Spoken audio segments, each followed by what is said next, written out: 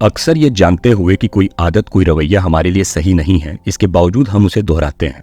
कई बार जब किसी बुरी आदत को छोड़ने का फैसला करने के बाद भी हम उसे छोड़ नहीं पाते तो खुद को ही कोसने लग जाते हैं। पर क्या आपने कभी सोचा है कि हम ऐसा क्यों करते हैं? असल में किसी भी बुरी आदत को छोड़ने और अच्छी आदत को अपनाने में हमारे दिमाग का मैकेनिज्म महत्वपूर्ण भूमिका निभाता है, जिसे समझना बेहद जरूरी है। हमारे अंदर दिमाग को रीवायर करने और किसी भी लत से लड़कर छुटकारा पाने की असीम ताकत है। बस हमें उस ताकत को जागृत करने की जरूरत है। आज के इस सेशन में हम जानेंगे कि हम वो क्यों करते हैं जो हमारे लिए सही नहीं है। हमारे दिमाग के वो दो कौन से हिस्से हैं जो हमारे अच्छे बुरे हर आदतों के लिए जिम्मेदार होते हैं, और आखिर क्यों वो आपस में ही लड़ते रहते हैं। हम जानेंगे बुरी आदतों को अपनाने में दिमाग और बचपन की भूमिका को। हम जानेंगे पावर और सेल्फ कंट्रोल की मदद से अपने सेल्फ डिस्ट्रक्टिव बिहेवियर पर काबू पाने के तरीकों के बारे में, और साथ ही जानेंगे उन 12 स्टेप प्रोग्राम के बारे में जो लेखक ने खासकर उन लोगों के लिए बनाया है जो अपनी बुरी आदतों पर विजय पाना चाहते हैं। नमस्कार दोस्तों, स्वागत है आपका रूब्रिक के बुक समरी में। आज हम रिवायर के बारे में चर्चा करेंगे, जिसके लेखक रिचर्ड ओ कॉनर हैं, जिन्होंने साइकोलॉजी पर 5 से ज्यादा किताबें लिखी हैं। आगे बढ़ने से पहले अगर आपने अभी तक रूब्रिक को सब्सक्राइब नहीं किया है तो कर दीजिए। यकीन मानिए हम आपको इस सब्सक्रिप्शन का अफसोस कभी नहीं होने देंगे। Part 1, our 2 brains. तो चलिए सबसे पहले हम दिमाग के उन 2 हिस्सों के बारे में जान लेते हैं जो हमारे हर अच्छी बुरी आदत के लिए जिम्मेदार होते हैं। याद करके देखिए, डाइटिंग के दौरान जब भी आप किसी चिप्स या चॉकलेट के पैकेट को खोलने जा रहे होते हैं, उस वक्त आपका दिमाग आपको वो करने से रोकता है।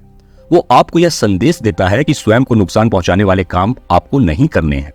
फिर भी आप उसे अनसुना करके वो काम करते हैं। क्या आपने वाकई में कभी सोचा है कि ऐसा क्यों होता है? आखिर क्यों हम खुद को ही नुकसान पहुंचाने वाली आदतों को छोड़ने में नाकामयाब हो जाते हैं? लेखक बताते हैं बुरी आदतों को यह जानते हुए कि वो नुकसानदायक हैं अपनाना सेल्फ डिस्ट्रक्टिव बिहेवियर कहलाता है, और ऐसा सिर्फ और सिर्फ हमारे दिमाग के उन अहम 2 हिस्सों के वजह से होता है जो आपस में ठीक से तालमेल नहीं बैठा पाते हैं। असल में हमारे दिमाग का एक हिस्सा हमें कुछ करने के लिए प्रोत्साहित करता है, वहीं दूसरा हतोत्साहित। एक हिस्सा को हम कॉन्शियस सेल्फ बोलते हैं और दूसरे को ऑटोमेटिक सेल्फ, और हमारे सेल्फ डिस्ट्रक्टिव बिहेवियर के लिए हमारा ऑटोमेटिक सेल्फ वाला हिस्सा ही जिम्मेदार होता है। इसी हिस्से में हमारे पूर्वाग्रह और धारणाएं बसती हैं, यानी ऐसी बातें या ऐसी सोच जिन्हें हम पहले से ही मानते आ रहे हैं या उनके प्रति अपनी राय स्थापित कर चुके हैं। और इसी हिस्से में हमारी पुरानी बुरी आदतें और ऐसी भावनाएं जिन्हें हम आमतौर पर सबके सामने नहीं लाना चाहते हैं, वो भी उपस्थित रहती हैं। वहीं दूसरी तरफ हमारा कॉन्शियस सेल्फ वाला हिस्सा किसी भी परिस्थिति, आदत के बारे में सावधानी से सोचने, समझकर और निर्णय लेने के लिए जिम्मेदार होता है। वो इस बात का खासा ध्यान रखता है कि हमारा कोई भी निर्णय जाने अनजाने में हमारे लिए नुकसानदायक साबित ना हो। हमारा कॉन्शियस सेल्फ बहुत ध्यान से काम करता है, इसीलिए यह एक वक्त पर किसी एक ही चीज पर फोकस कर पाता है, और जिस दौरान वो किसी एक चीज पर ध्यान केंद्रित करके व्यस्त रहता है, उसी दौरान हमारा ऑटोमेटिक सेल्फ ढेर सारे निर्णय ले चुका होता है। उदाहरण के लिए, जैसे जिस वक्त आपका कॉन्शियस सेल्फ इस बात पर चिंतन मनन कर रहा होगा कि सफल जीवन के लिए कौन सा करियर का चुनाव किया जाए, उसी दौरान आपका ऑटोमेटिक सेल्फ आपको चॉकलेट खाने के लिए प्रेरित करने लगेगा। और चूंकि उस वक्त आपका कॉन्शियस सेल्फ करियर के चुनाव में व्यस्त होगा, तो वो आपको चॉकलेट खाने से होने वाले नुकसान के बारे में सावधान नहीं कर पाएगा, और आप अंतोगत्वा चॉकलेट खा ही लेंगे। और ऐसे में इन 2 अलग अलग हिस्सों से डील करने का सबसे अच्छा तरीका यही है कि हमें अपने ऑटोमेटिक सेल्फ को सिर्फ और सिर्फ अच्छे और बेहतर फैसले लेने के लिए तैयार करना होगा। देखिए, सेल्फ डिस्ट्रक्टिव बिहेवियर को रोकना उतना भी मुश्किल नहीं है जितना हमें लगता है। प्लास्टिसिटी ऑफ ब्रेन की वजह से हम अपने ब्रेन के स्ट्रक्चर को बहुत आसानी से बदल सकते हैं, और जिस वक्त हम अपने ऐसे घातक बिहेवियर को बदलने का तरीका सीखना शुरू करते हैं, उसी वक्त हमारे दिमाग में सेल्स के बीच नए कनेक्शन बनना शुरू हो जाते हैं, जो हमारे उन पुराने कनेक्शंस को बदल देते हैं जो हमें हमारी बुरी आदतों को जारी रखने के लिए प्रेरित करते हैं। बस हमें यह करना है कि इन नए कनेक्शंस के बनते समय हमें उन नई आदतों के साथ निरंतर बने रहना है जिन्हें हम अपनी बुरी आदतों से बदलना चाहते हैं।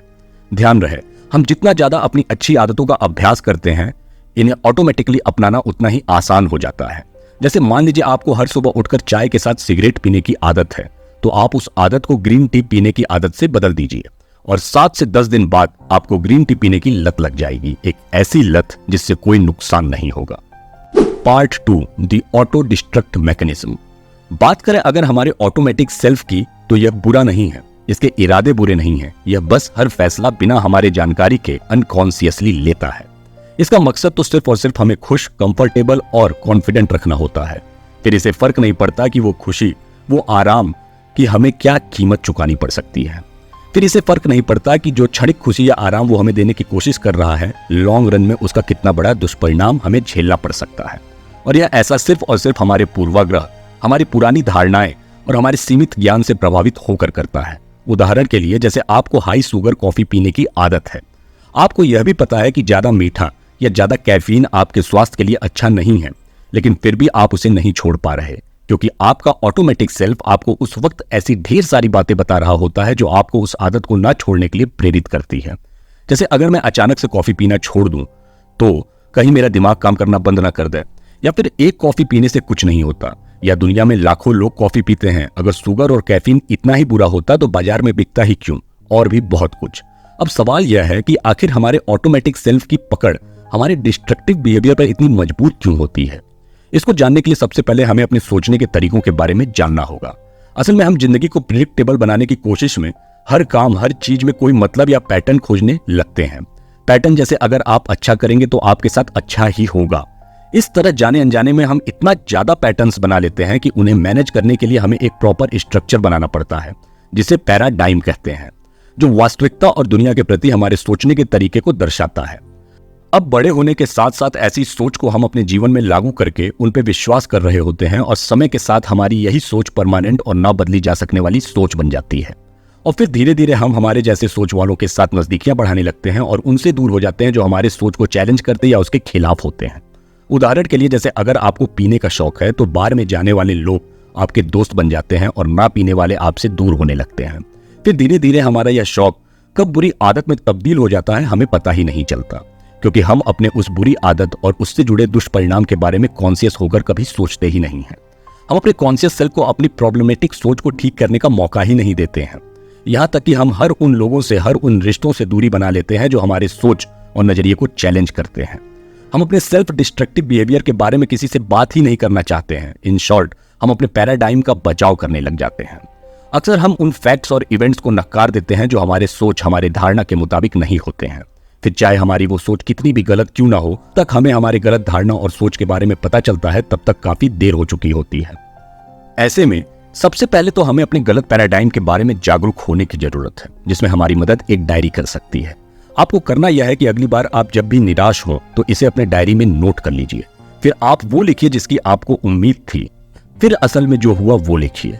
फिर इससे जुड़े अपनी गलत सोच और उससे लिए गए फैसले और नतीजों को लिखिए। और अंत में आप यह जानने की कोशिश कीजिए कि आप ऐसा क्या अलग कर सकते थे जिससे आपको निराशा नहीं होती। उदाहरण के लिए, जैसे आपको ऑफिस में किसी रिपोर्ट को जमा करना था, लेकिन आप डेडलाइन तक उसे टालते रहे और अंत में आपने एक ऐसी रिपोर्ट बनाकर जमा की जो गलतियों से भरी हुई और गैर जिम्मेदाराना थी। और ऐसा सिर्फ इसलिए हुआ क्योंकि आपके बायस पैराडाइम ने आपको यह संदेश भेजा कि अरे, यह तो काम बेहद आसान है, इसे तो आप 1 घंटे में पूरा कर सकते हैं। अब जब आप इन बातों को अपने डायरी में लिख लेंगे तो अगली बार आप इस गलती को दोबारा नहीं दोहराएंगे। Part 3, red flag signal. बच्चे अक्सर रोकर या नखरे दिखाकर अपने माता पिता का ध्यान अपनी ओर आकर्षित करने की कोशिश करते हैं, क्योंकि उन्हें ऐसा लगता है कि रोना या नखरे दिखाना अपने मन पसंदीदा सामान को पाने का एक असरदार तरीका है। लेकिन ऐसा सिर्फ बच्चे ही नहीं बल्कि बड़े भी करते हैं। वो लोग जिनका बिहेवियर सेल्फ डिस्ट्रक्टिव होता है वो भी अटेंशन पाने के लिए नखरे दिखाते हैं। हाँ, जरूरी नहीं कि वो इसके लिए रोने या पैर पटकने लगें, बल्कि उनका नखरा दिखाने का तरीका थोड़ा अलग होता है। वो ऐसा काम या ऐसी हरकतें करते हैं जिसकी वजह से लोगों का ध्यान उनकी तरफ जाए, जैसे खुद को या किसी और को कोई नुकसान पहुंचाने लगते हैं। असल में ऐसे लोगों को बचपन में सही परवरिश नहीं मिली होती है। उनके पेरेंट्स उन्हें सेल्फ कंट्रोल के बारे में नहीं सिखाए होते हैं, या फिर उनका जीवन उनके पेरेंट्स के अभाव में गुजरा होता है, जिससे उन्हें ऐसे व्यवहार करने का बढ़ावा मिल जाता है। बचपन में प्रेम, मार्गदर्शन और सम्मान की कमी की वजह से उनका सेल्फ कॉन्फिडेंस खत्म हो जाता है। वो दूसरों से प्यार पाने की कोशिश करते हैं और जब उन्हें वो सब नहीं मिलता तो निराश होकर सेल्फ डिस्ट्रक्टिव बन जाते हैं और जीवन के हर पहलू जैसे करियर, रिलेशन, सोशल, सब में असफल हो जाते हैं। यह लोग आत्महत्या करना, खुद को चोट पहुंचाना, नशे का सेवन करना अटेंशन पाने का तरीका मान लेते हैं। और तो और अटेंशन पाने के बावजूद इन्हें संतोष नहीं मिलता, क्योंकि उन्हें पता होता है कि वो अटेंशन उन्होंने गलत तरीके से पाई है। ऐसे लोगों को स्वयं पर कंट्रोल और अपने विल पावर को मजबूत करने की जरूरत होती है। ध्यान रहे, जैसे एक्सरसाइज करने से हमारी मांसपेशियां मजबूत होती हैं, ठीक वैसे ही आत्मचिंतन से हम अपने विल पावर और सेल्फ कंट्रोल को भी मजबूत कर सकते हैं। और यही वो क्षमता है जो बुरी आदतों को हम पर हावी होने से रोकती हैं। लेखक यहाँ पर बुरी आदतों पर विजय पाने का एक टिप यह बताते हैं कि सबसे पहले आप अपनी उस बुरी आदत को पहचानिए जो आप छोड़ना चाहते हैं। फिर खुद से यह वादा कीजिए कि आप 100% इस आदत से आजाद होकर ही रहेंगे। अपने इस आदत को छोड़ने के बारे में आप अपने किसी मित्र या परिवार वाले को बताइए और सुनिश्चित कीजिए कि वो समय समय पर आपके प्रोग्रेस का जायजा लेते रहे। फिर अपने डेबिट या क्रेडिट कार्ड को किसी ऐसे जगह लिंक कर दीजिए जहां खर्चा करना आपको बिल्कुल भी पसंद नहीं है, और नियम बना लीजिए कि जब भी आप अपने उस पुराने आदत को अपनाएंगे तो आपके अकाउंट से पैसे कट जाएंगे। साथ ही आपको ट्रिगर करने वाली चीजों को अवॉइड कीजिए। जैसे बार के सामने जाते ही आपको पीने का मन करने लगता है तो रास्ता बदल दीजिए। जैसे अच्छा या बुरा महसूस होते ही आपको सिगरेट पीने का मन करता है तो सिगरेट की जगह च्युइंगम खाइए। और सबसे जरूरी और अहम बात यह है कि बुरे संगत से दूर हो जाइए। हाँ, एक बार उन्हें मौका देने के लिए उन्हें यह जरूर बताइए कि आप वो बुरी आदत छोड़ रहे हैं, और फिर भी अगर उन्हें आपके इस फैसले की कदर नहीं है तो बिना किसी सेकंड थॉट के उनसे दूरी बना लीजिए। यकीन कीजिए 5 से 7 दिन अगर आपने उस आदत को छोड़ दिया तो आगे आपकी प्रोग्रेस आपको उसे न करने के लिए प्रोत्साहित करेगी, क्योंकि बुरी आदतें छोड़ना वक्त के साथ आसान हो जाता है। मानसिक और शारीरिक रूप से स्वयं को तैयार कर लीजिए कि इसमें आपको काफी वक्त लगने वाला है। अपना मनोबल मत गिरने दीजिए और इस बात को कहीं लिख लीजिए कि बिना बुरी आदत के हर दिन आपको आपके लक्ष्य के करीब पहुंचा रहा है। Part 4, you are addicted. लत क्या है? लत एक ऐसी बुरी आदत है जिसके बिना एक दिन भी गुजारना हमारे लिए मुश्किल हो जाता है। लत में हमारा सेल्फ कंट्रोल कमजोर पड़ जाता है। लत की वजह से हमारा व्यवहार बदल जाता है और इसे पहचानने का तरीका बहुत साधारण है। अगर किसी चीज के बिना आपको गुस्सा, बेचैनी, अनिद्रा, घबराहट महसूस होती है तो आपको उसकी लत लग चुकी है। अक्सर ज्यादातर लोगों को यह लगता है कि वो जब जिस दिन चाहेंगे अपनी बुरी आदत को छोड़ देंगे, लेकिन वो कभी छोड़ नहीं पाते। असल में वो उस वक्त खुद को ही बेवकूफ बना रहे होते हैं जहां उन्हें लगता है कि उनका कंट्रोल उनके हाथ में है। यहाँ पे सबसे पहले तो यह जानने की जरूरत है कि लोगों को किसी चीज की लत पड़ती क्यों है। उदाहरण के लिए शराब को ही ले लीजिए। शराब पीने वालों के हिसाब से शराब उन्हें अच्छा महसूस करवाती है। उन्हें अच्छा लगता है कि उनका समय अच्छा बीत रहा है। उनके हिसाब से वो काफी कॉन्फिडेंट हो जाते हैं और भले ही लड़खड़ा कर चल रहे हो लेकिन वो अंदर से अपने आप को कॉन्फिडेंट ही मानते हैं। और जब उनका नशा उतर जाता है तो उन्हें चिड़चिड़ापन, निराशा, हैंगओवर की वजह से वो दिन भर काम ही नहीं कर पाते हैं। वहीं ड्रग्स और टोबैको जैसे बुरे नशे उसे लेने वाले के दिमाग के उस हिस्से को एक्टिव करते हैं जो उन्हें क्षणिक मजा और खुशी देता है, जो आर्टिफिशियल तरीके से उनके दिमाग में डोपामीन रिलीज करवाता है। और वक्त के साथ नशे के कैद में वो ऐसे जकड़ जाते हैं कि उसके बिना उन्हें खुशी, अच्छा और शांत महसूस होता ही नहीं है। और एक वक्त ऐसा आता है कि इन लत की वजह से उनकी बॉडी, उनका दिमाग इतना ज्यादा डैमेज हो जाता है कि और अच्छा महसूस करने के लिए उन्हें और ज्यादा ड्रग्स, टोबैको और अल्कोहल की जरूरत पड़ती है। उसी दौरान उनके शरीर के अलग अलग अंग जैसे लीवर, किडनी भी खराब होना शुरू हो जाते हैं। उनके रिश्ते बिगड़ने शुरू हो जाते हैं और परिणाम स्वरूप सिर्फ वो अपनी ही नहीं बल्कि खुद से जुड़ी कई जिंदगियां तबाह करके इस संसार से विदाई ले लेते हैं। ऐसे में किसी लत से छुटकारा पाने के लिए लेखक 12 स्टेप्स प्रोग्राम के बारे में बताते हैं, जिन्हें अपने जीवन में शामिल करके आप अपनी जिंदगी सकारात्मक रूप से हमेशा हमेशा के लिए बदल सकते हैं। पहला स्टेप है, अपने बुरे आदत को पहचान कर आपको यह स्वीकार करना होगा कि आप एडिक्टेड हैं, और साथ ही इस भ्रम को भी तोड़ना होगा कि आप अपने कंट्रोल में हैं और कभी भी इस आदत को छोड़ सकते हैं।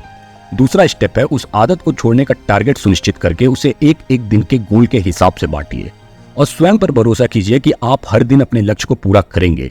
खुद से वादा कीजिए कि आप कोई भी सेल्फ डिस्ट्रक्टिव काम नहीं करेंगे। तीसरा स्टेप है, बेशक इसे छोड़ने के दौरान मुश्किल वक्त भी आएंगे, उसके लिए तैयार रहिए। याद रखिए कि यह वक्त भी गुजर जाएगा और सिर्फ इस लत से होने वाले नुकसान और इसे छोड़कर होने वाले फायदों के बारे में ही सोचिए। चौथा स्टेप है, स्वीकार कीजिए कि आपके सेल्फ डिस्ट्रक्टिव बिहेवियर ने आपसे बहुत बुरे काम करवाए हैं और ठान लीजिए कि बस बहुत हुआ, अब और नहीं। पांचवा स्टेप है, उन लोगों से माफी मांगिए जिन्हें आपने किसी भी तरीके से जाने अनजाने में दुख पहुंचाया है। आपका ऐसा रवैया आपको एक बेहतर इंसान बनने में मदद करेगा। छठवां स्टेप है, अच्छे और अनुभवी लोगों के साथ अच्छे कामों में अपना समय व्यतीत कीजिए। जैसे एक दिन किसी बूढ़े इंसान के साथ वक्त गुजारिए, अपने कॉलोनी, अपने सोसाइटी की सफाई कीजिए। इससे आपको अच्छा महसूस होगा और आपकी सकारात्मकता बढ़ेगी। सातवां स्टेप है, माइंडफुल एक्टिविटीज का अभ्यास कीजिए। माइंडफुलनेस का मतलब अपने रिएक्शन और बिहेवियर को लेकर कॉन्शियस रहना होता है। इसके जरिए आप अपने गलत काम को पहचान कर सुधार कर सकते हैं। आठवां स्टेप है, you can fake it until you make it. इस सोच को अपने दिलो दिमाग में बसा लीजिए। जैसे आंख बंद करके भरोसा कर लीजिए कि आपका जीवन हर प्रकार के नशे और लत से बिल्कुल मुक्त है। नौवां स्टेप है, एक ऐसे साथी या ग्रुप की तलाश कीजिए जिसके साथ रिकवरी के दौरान आप सब कुछ साझा कर सकें। वो आपको बिना किसी जजमेंट के सुने और सिर्फ सच बताए, चाहे वो कितना भी कड़वा क्यों ना हो।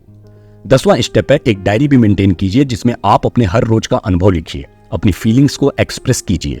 बताइए कि आपको यह अच्छे दिन कैसे लग रहे हैं या क्रेविंग कितनी ज्यादा हो रही है। 11वां स्टेप है, अपने शॉर्ट टर्म गोल पर ध्यान देने के साथ साथ लॉन्ग टर्म गोल को भी याद रखिए। हालांकि रोज थोड़ा थोड़ा करने से यह आपको बहुत मुश्किल नहीं लगेगा, लेकिन अपने लॉन्ग टर्म गोल पर नजर रखना भी जरूरी है। और 12वां स्टेप है, बताए गए तरीकों का अभ्यास कीजिए, उसे दोहराइए। बुरी आदतों ने बस आपके दिमाग में कनेक्शन बना लिए हैं, जिन्हें जल्द से जल्द तोड़कर अच्छे और नई आदतों के कनेक्शन के साथ बदलना है। तो दोस्तों, हमारी आज की समरी खत्म होती है। उम्मीद है कि आपको यह पसंद आई होगी। अगर आप भी किसी तरह के लत को छोड़ना चाहते हैं, अगर आप भी अपने जीवन को फिर से रिवायर करके रिस्टार्ट करना चाहते हैं, तो आपको यह किताब एक बार जरूर पढ़नी चाहिए, जिसे आप फ्लिपकार्ट या अमेजॉन से खरीद सकते हैं। ऐसे ही सेल्फ हेल्प बुक्स की समरी को सुनने के लिए रूब्रिक को लाइक और सब्सक्राइब कीजिए और हमें कमेंट में जरूर बताइए कि और क्या आप हमसे सुनना पसंद करेंगे। धन्यवाद और नमस्कार।